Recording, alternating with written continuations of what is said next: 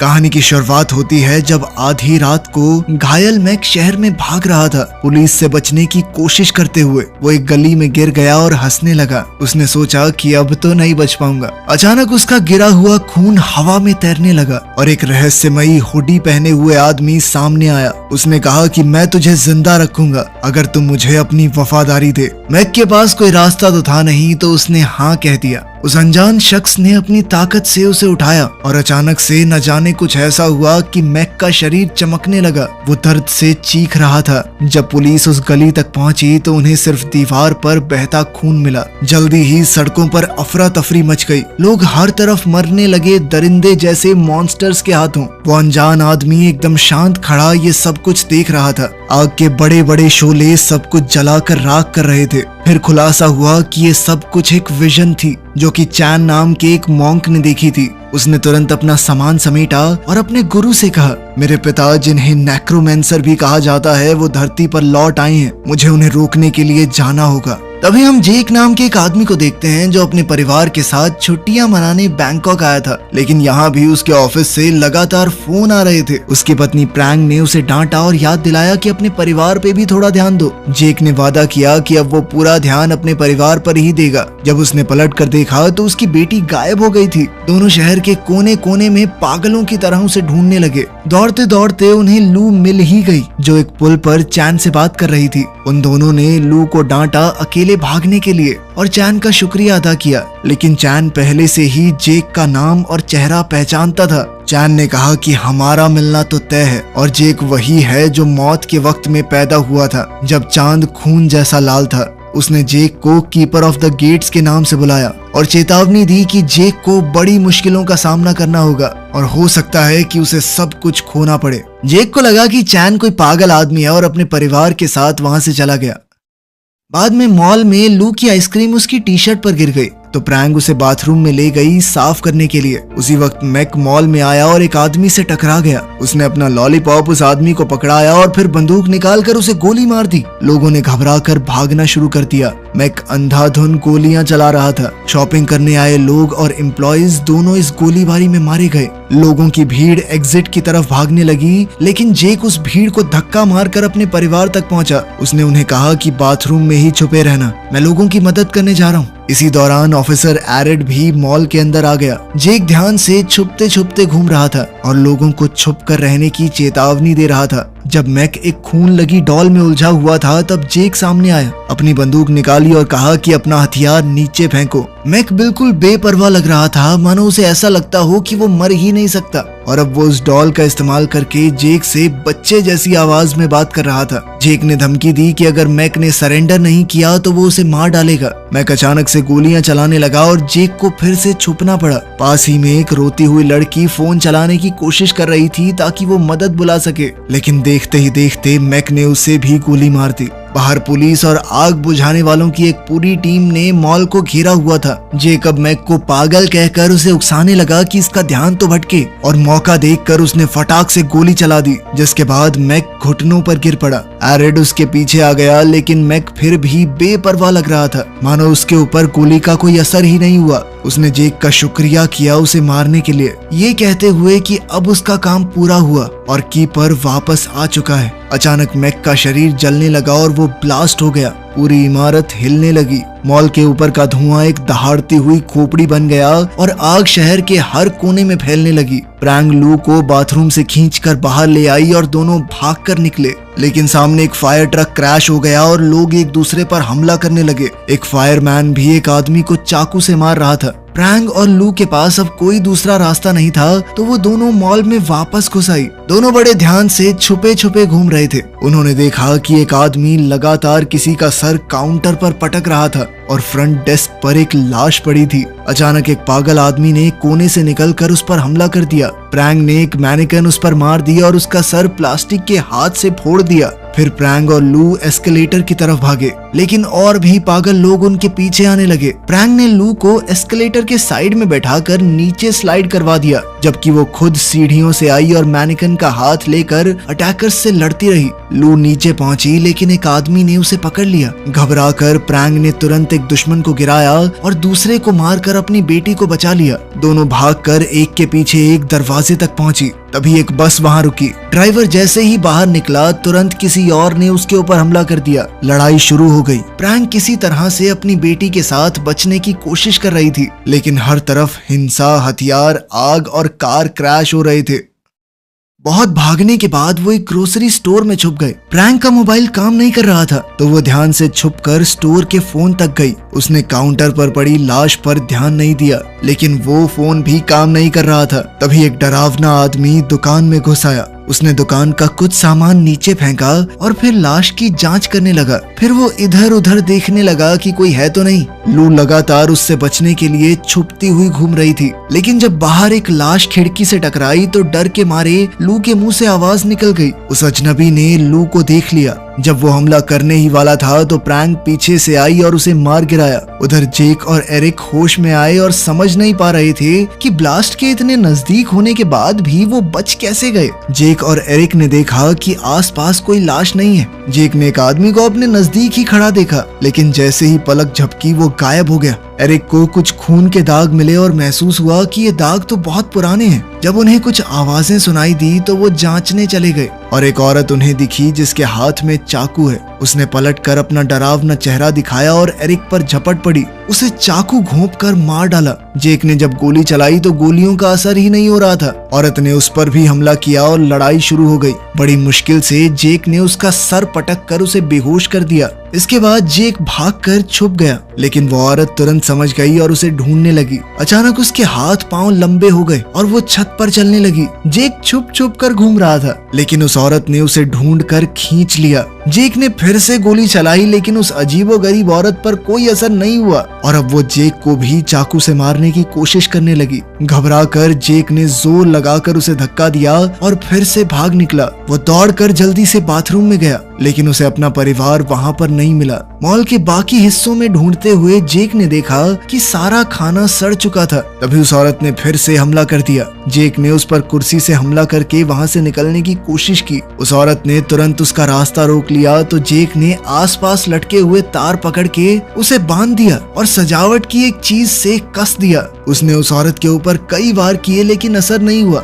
तो वो उसे वहीं छोड़कर भाग गया। उधर प्रैंक और लू स्टोर से निकलकर बस स्टेशन तक पहुंची, जहां लोग अभी भी एक दूसरे पर हमला कर रहे थे। उन दोनों ने छुप छुपा कर वहां से निकलने की कोशिश की। एक आदमी ने उनका रास्ता रोका तो वो बस के नीचे से रेंग कर निकल गई। लू ने एक गाड़ी देखी जिसमें कुछ नॉर्मल लोग उन्हें बुला रहे थे। उसने सही मौके का इंतजार किया और फिर दौड़कर उस गाड़ी की तरफ चली गई। ड्राइवर ने कहा कि बस चल सकती है, लेकिन उसकी चाबी बाहर गिर गई है और कोई लेने की हिम्मत नहीं कर पा रहा। प्रैंक तुरंत भागकर चाबी उठा लाई, लेकिन जैसे ही वापस आने लगी दो पागल आदमी उसे खींचकर पीछे ले गए। लू ने रोते हुए अपनी माँ का हाथ पकड़ने की कोशिश की, लेकिन हाथ छूट गया। तभी एक पैसेंजर हिम्मत करके बाहर आया और दोनों आदमियों से लड़कर प्रैंक को बचा लिया। प्रैंक अपनी बेटी के पास लौट आई और ड्राइवर को चाबी दी। आखिरकार बस तो चल पड़ी, लेकिन वो पैसेंजर उन पागल लोगों के हाथों मारा गया जिनसे उसने प्रैंक को बचाया था। बस ज्यादा दूर नहीं जा पा रही थी क्योंकि रास्ता छोड़ी हुई गाड़ियों से ब्लॉक हो रखा था। इसीलिए प्रैंक और लू फिर से पैदल चलने लगे।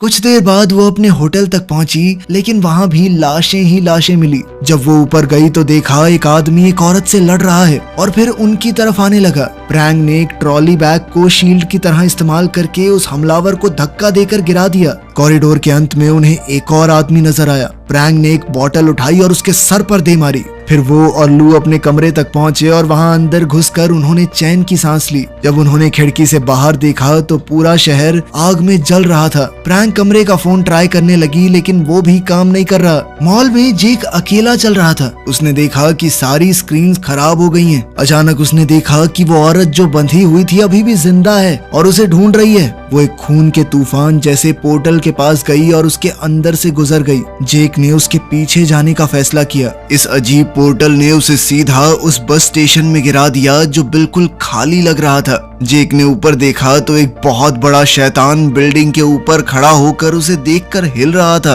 वो क्रीचर उसके पीछे पड़ गया और वो इतना ताकतवर था कि जिस बस पर कदम रखता वो टूट जाती। जेक अपनी पूरी ताकत से शहर में भागने लगा और वो शैतान इमारतों को गिराता हुआ उसका पीछा कर रहा था। जेक ने एक गाड़ी में घुसकर शैतान से बचने की कोशिश की। पीछे इमारतें गिर रही थी, इसलिए वो वापस भी नहीं जा सकता था। अचानक एक दरवाजा खुला और चैन जेक को खींचकर अपने मंदिर ले गया। चैन ने बताया कि तुम अभी एक दूसरी दुनिया में हो जिसे हिंड्रेंस कहा जाता है। ये जगह स्वर्ग और नर्क के बीच की है। यहाँ वो आत्माएं होती हैं जो अपना रास्ता भटक चुकी हैं। चैन ने जेक को बताया कि तुम गेट कीपर हो। जब तुमने अपने हाथों से मैक को मारा तो एक खास रस्म पूरी हो गई। इस सब के पीछे मेरे पिता नेक्रोमैंसर का हाथ है। उसने ही मैक को वो शक्तियां दी और फिर जब गेट कीपर यानी तुमने उस पर हमला किया तो शर्त पूरी हो गई कि नर्क के दरवाजे तभी खुलेंगे जब गेट कीपर किसी आत्मा को खत्म करेगा। और अब डीमंस धरती पे लोगों के शरीर पर कब्जा करने लगे हैं। चैन ने उसे समझाया कि चलो तुमने गेट खोल दिया,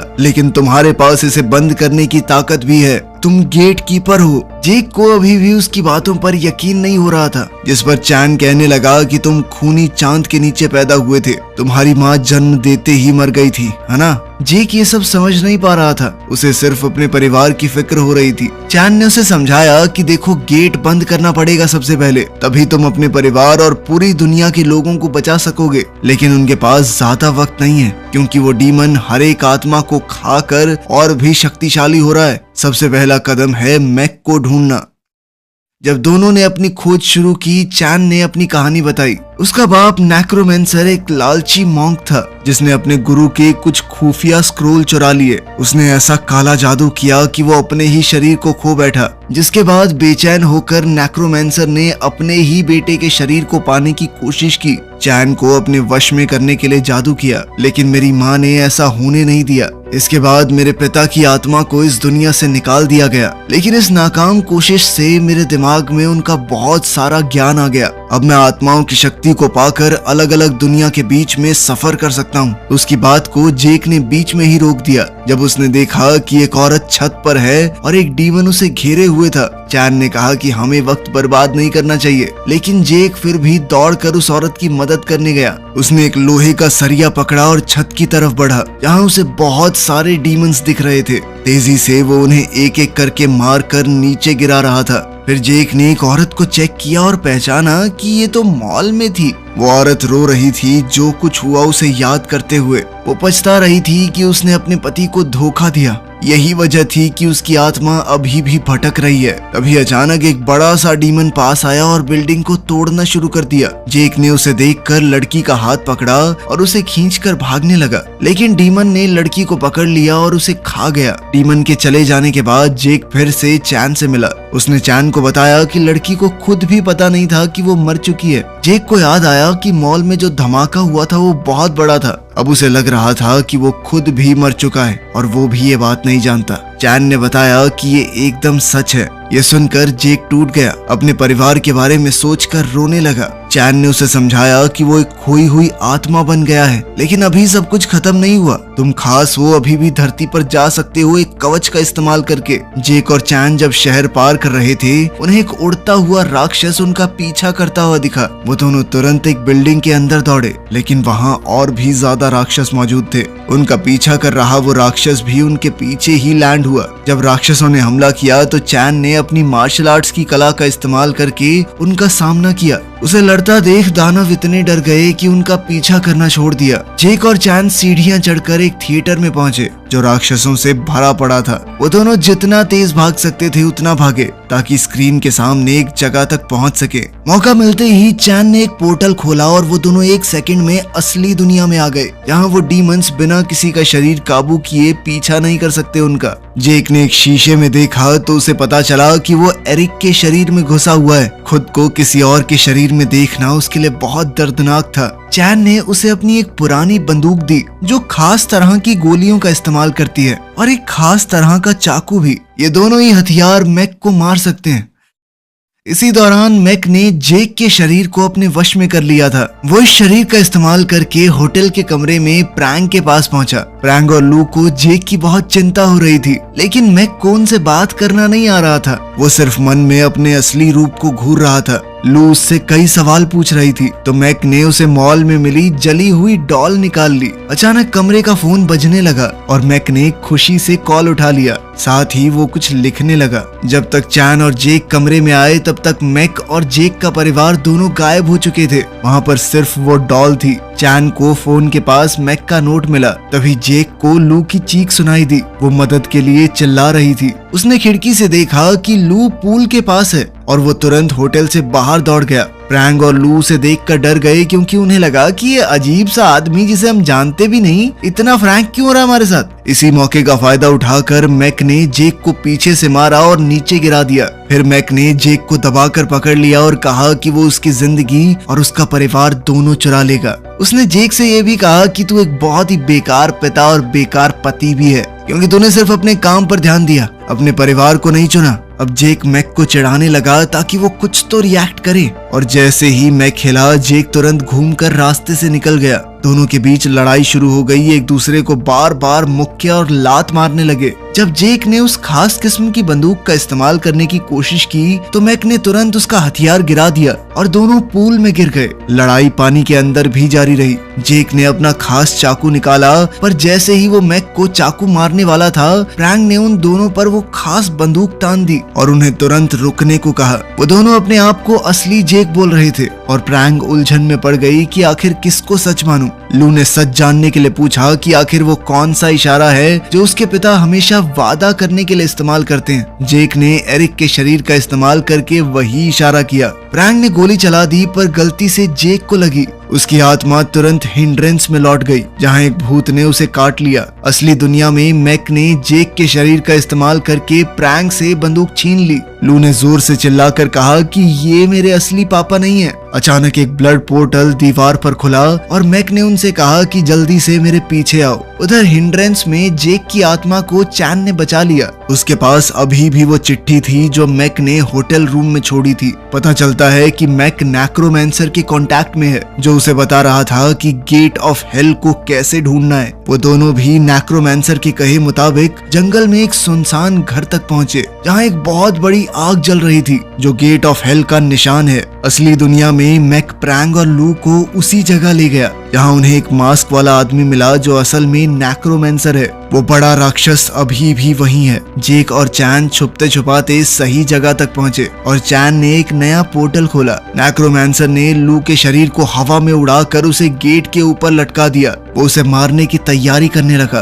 ताकि उसका काला जादू पूरा हो जाए, पर उसी वक्त जेक ने वहां आकर उसे रोक दिया। लड़ाई शुरू हुई और अचानक ही वहां मौजूद एक आदमी ने जेक पर हमला कर दिया, लेकिन जेक ने अपनी जबरदस्त लड़ने की कला का इस्तेमाल करके उस खास चाकू की मदद से सबको मार गिराया। मैक भी लड़ाई में आ गया और उस खास बंदूक से जेक को मारने की कोशिश की, लेकिन जेक ने किसी तरह बचकर उसका हथियार गिरा दिया। जब वो दोनों लड़ रहे थे तो प्रैंक छूट गई और उसे गिराकर बंदूक छीन ली। उसने नेक्रोमैंसर के हाथ पर गोली चला दी ताकि वो लू को उससे बचा सके, लेकिन वो दूसरा आदमी अचानक से उस पर टूट पड़ा और उसे गिरा दिया। प्रैंक ने जमीन पर पड़ा एक छुरा उठाकर एक को घोंप दिया और जेक ने अपना चाकू दूसरे आदमी पर फेंका जो उसे पकड़ने आ रहा था। मैक भी छुरा लेकर जेक पर लगातार वार करने लगा, लेकिन प्रैंक ने बंदूक जेक की तरफ फेंकी और जेक ने उसे पकड़कर तुरंत मैक पर गोली चला दी। जिसके बाद मैक की आत्मा तुरंत हिंड्रेंस में चली गई, जहां वो बड़ा राक्षस उसे तुरंत निगल गया। इसके बाद चैन नेक्रोमैंसर के सामने आकर उसका ध्यान भटकाने लगा